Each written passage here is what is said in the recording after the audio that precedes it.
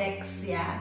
Mas Adex dari mana Mas? Saya dari Karanganyar. Karanganyar, Jawa Iya. Tengah, dekat-dekat sini aja ya. Usia berapa Mas? Saya sekarang masih 18 tahun. 18 tahun, masih ABG banget ya, masih belia. Iya. Tapi semangatnya kayaknya tinggi banget belajar bahasa Jepang. Iya, selalu. Dulu daftar di Sanjaya lewat mana? Saya dulu Lewat cabang daftar mana? lewat Sanjaya Tegal. Sanjaya Tantri Bahtera cabang Tegal ya. Iya. Oke, terus minatnya ke Jepang nih. Aku dengar-dengar katanya sebelumnya sudah pernah belajar bahasa Jepang ya. Iya. Terus ini mau belajar lagi. Motivasinya apa? Ya, karena ini untuk masa depan saya yang lebih baik. Terus pengalaman untuk bekerja di Jepang kan negara yang maju. Jadi bisa meningkatkan pengalaman yang lebih baik. Dan juga nanti finansial ya Mas ya. Iya. Karena di Jepang lumayan lebih berlipat-lipat daripada di sini ya Mas ya. Betul. Sudah punya tujuan nanti pengen kerja di bidang apa? Karena kita kan ada resto, kayu, konstruksi. Interestnya kemana? Kalau itu lebih ke sekarang di Kaigo. Di Kaigo. Iya. Ya. Kan seperti yang kita tahu ya, untuk Kaigo itu bisa sampai 20 ya Mas ya. Iya. Ya, sampai 20-an juta rupiah ya. Nah, terus selama di LPK belajarnya apa aja? Ya, kalau pertama kali datang di LPK itu kita belajar dari bahasa huruf dulu. Dari huruf, terus kita mulai masuk ke bab, bikin kalimat, terus ngerjain ujian gitu. Sama kita juga ada sensei dari Jepang, namanya Ito Sensei. Oke, Iya, ya, tidak jadi- langsung datang native ya, Iya. bahasa native-nya ya. Jadi kadang latihan berbicara pakai bahasa Jepang dengan Persiapan. Ito Sensei. Usianya kan masih 18 ya. Iya. Sebelumnya kan katanya sudah pernah belajar. Nah, itu dulu belajarnya itu otodidak atau udah di LPK? Saya dulu belajar di LPK Magang. Di LPK magang. Itu ada di Tegal juga. Udah di Tegal. Mm-mm. Nah, waktu itu berarti waktu di LPK SMA-nya Saya udah tamat, baru tamat. baru tamat Iya. langsung di Tegal itu langsung. Iya. Oke. Kan belajar bahasa Jepang susah ya Mas, gimana terus Mas Adex? Kalau menurut saya itu belajar bahasa Jepang itu mudah, asalkan dari diri kita sendiri, dari niat dari diri sendiri itu Sendiri. insya Allah mudah. Artinya kalau sudah punya motivasi yang besar, belajar Iya. jadi gampang ya. Iya benar, kalau udah punya motivasi belajar jadi gampang, Gampang. jadi enak lah. Aku dengar Mas Adis termasuk salah satu peserta yang pintar nih. Gimana Mas cara belajar yang efektif untuk belajar bahasa Jepang supaya cepat bisa? Kalau itu tips dari saya cuman sering-sering mengulas, diulang-ulang terus gitu. Ya. Jadi insya Allah cepet bisa, cepet pintar. Yang diulang tuh apa ya, pelajarannya? Iya, pelajarannya. Apa diulang gitu ya? Iya begitu. Oke. Terus kalau yang belajar otodidak nih, belajar otodidak misalnya belum ke LPK, belum masuk LPK tapi sudah interest ke bahasa Jepang. Cara yang paling efektif apa dulu berarti? Yang pertama kali itu wajib udah tahu dasar-dasar hurufnya dulu.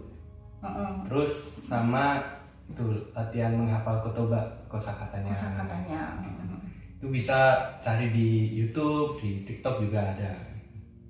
Selama belajar bahasa Jepang nih, menurut Mas Adex yang paling susah itu mempelajari apa? Yang paling susah itu mempelajari kanji. Kanji, hurufnya. Iya, hurufnya. Karena kanji itu ibarat gini, huruf yang menerangkan suatu kosakata. Jadi suatu kalimat yang digambarkan dengan huruf itu. Hurufnya ada berapa sih? Kalau kanji itu banyak banget, mungkin ya. bisa ribuan mungkin. Mas Adex sudah dari ribuan itu udah hafal berapa? Untuk kanji kita udah belajar selama 4 minggu. 4 minggu. Jadi ribuan satu itu. minggu, satu minggu kita hanya belajar kanji itu satu kali, ya hari Jumat. Itu sekitar 40, berarti 40 sudah huruf. hampir 200-an kanji 200-an. hafal. Wow. Susah ya Mas ya? Ya susah-susah. Caranya biar cepet ingat, biar cepet hafal gimana? Kan banyak nih. Kalau kanji ya, kalau kanji itu lebih tepatnya sering buat digambar, buat nulis, sama diinget gambarnya aja, jadi gitu. Sering-sering latihan nulis Iya, gitu ya, jadi sesuai dengan hurufnya. otak mengingat, mata menghafal hurufnya, terus tangan menghafal gambar tulisannya ya, gitu. gitu. Sepengalamanku ya, Jepang ini termasuk negara tujuan pekerja migran yang apa ya, gampang-gampang susah, banyak susahnya daripada gampangnya. Nah, dirimu sendiri interest tertarik ke Jepang itu karena termotivasi apa? Apakah ada saudaramu yang sukses setelah dari Jepang, atau mungkin temenmu, atau lihat dari sosmed, atau gimana? Apa yang memotivasimu? Yang membuat motivasi dari diri itu lebih ke apa ya, kerja kerasnya orang Jepang gitu. Etos kerjanya. Iya, etos kerjanya itu bagus banget menurut saya. Juga kedisiplinan orang Jepang, sama ya yang paling penting tuh negara Jepang karena negaranya yang maju gitu dibandingkan dari Indonesia sendiri. Iya, kalau di Indonesia emang kurang disiplin ya, sering telat ya. Kalau di Jepang kan orangnya tertib, disiplin gitu ya. Iya. Nah terus untuk gaji kan juga artinya kan lumayan ini ya, cukup jadi daya tarik ya, gitu loh. Nah sudah pernah ada kenalan yang pernah ke Jepang gitu mungkin, terus dirimu terinspirasi dari situ? Kalau itu dari tetangga mungkin. Tetangga ada. Dari tetangga saya baru satu orang. Oh, dan sukses. Ya alhamdulillah. Ya.